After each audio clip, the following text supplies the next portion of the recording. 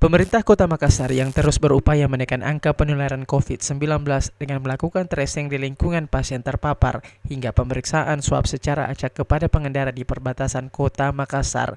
Hingga minggu pertama swab on the road berlangsung, ditemukan sejumlah kasus COVID-19 yang didominasi dari warga luar Kota Makassar.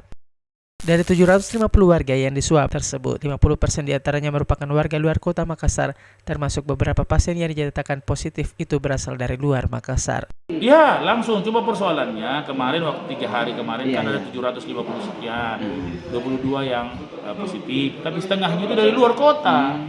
Itu pun 752, 350 lebih itu dari luar kota semua.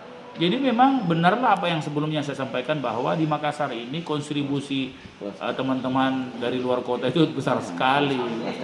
Prinsipnya sebenarnya Makassar itu aman-aman saja, ya cuma karena ada klaster perjalanan ya.